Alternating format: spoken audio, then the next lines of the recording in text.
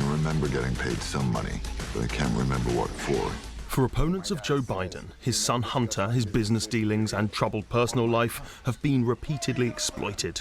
There's even a new film telling what the right-wing media company Breitbart says is the true story of the president's son. What kind of a moron forgets to pick up his laptop at a repair shop?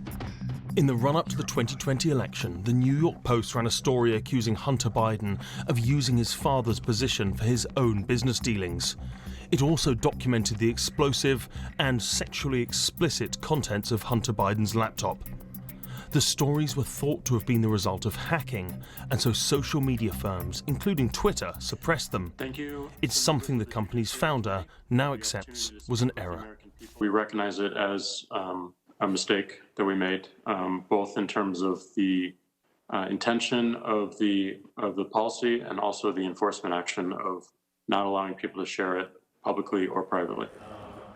Twitter's new CEO takes a much less charitable view of the social network's actions. If Twitter is doing one team's bidding before an election, shutting down dissenting voices on a pivotal election, that is the very definition of election interference. Frankly, Twitter was acting like an arm of the Democratic National Committee. It was absurd.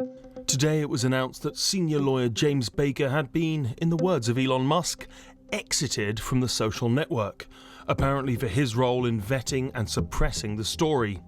The world's richest man also started to release internal Twitter files, something the White House said was not healthy.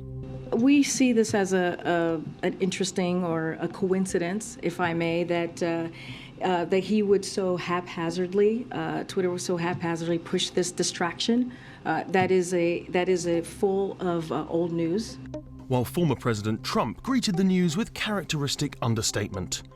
Do you throw the presidential election results of 2020 out and declare the rightful winner?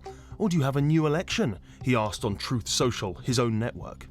A massive fraud of this type and magnitude allows for the termination of all rules, regulations and articles, even those found in the Constitution.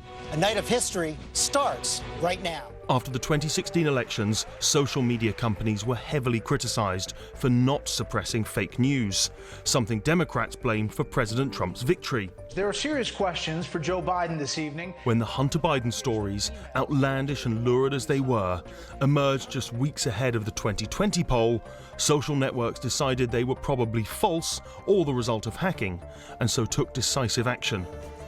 The problem is they made a mistake. One the Republicans now claim swung the election, this time towards the Democrats.